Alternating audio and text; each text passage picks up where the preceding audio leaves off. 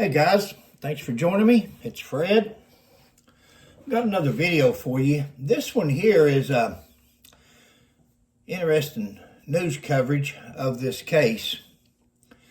I don't have a video to show you of the alleged assault that took place. According to this news group, they filed a public records request, open records request with the state police, wanting to view a copy of the body cam or the file. State police says that they can't give it to them, that this case is still open. So when a case is open, as long as a case is open, and they can keep a case open for as long as they want. Keep it open as long as they want.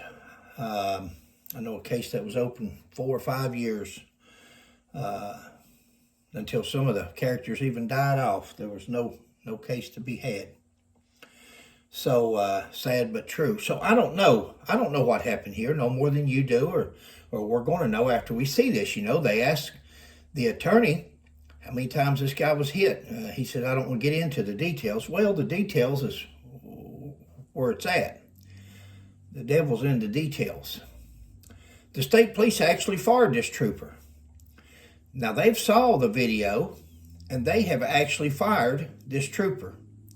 The judge, when she got ready to review the case, or the case was before her, the prosecutor on the guy that was arrested, the defendant that this trooper had allegedly beat, she looks at him and she says, this is him, and tells him charges have been dismissed.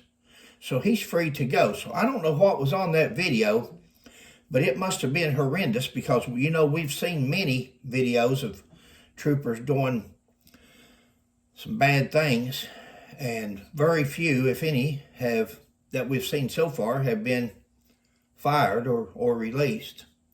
So let's watch the video. You'll have to make what you can of it, because, again, the state police have not released the body cam or any footage or anything dealing with this case. They say it's still under investigation, but yet they have fired the trooper. A trooper was in court today facing criminal charges while he fights to get his job back. Hayden Kilborn is charged with assaulting and threatening a suspect after a police pursuit ended in Carroll County. I-Team reporter Craig Cheatham broke this story in September and was the only reporter at today's hearing. Former Kentucky State Trooper Hayden Kilborn was back in court Monday on felony assault and terroristic threatening charges.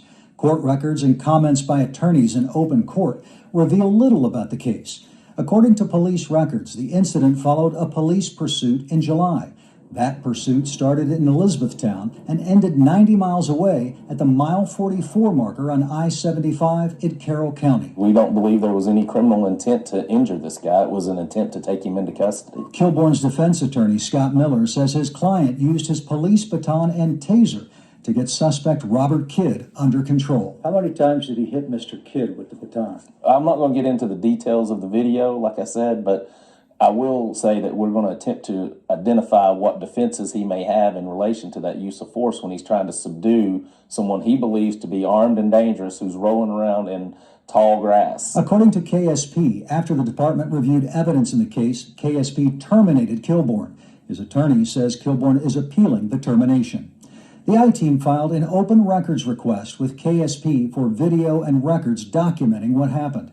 KSP denied our request because it's an active case. Is he the victim in the... In September, Carroll County charges against Kilborn's alleged assault victim, Robert Kidd, were dismissed after a special prosecutor declined to present those charges to a grand jury. I'll dismiss her, so we are not holding you anymore. Kidd was transported to Oldham County, where he faces additional criminal charges.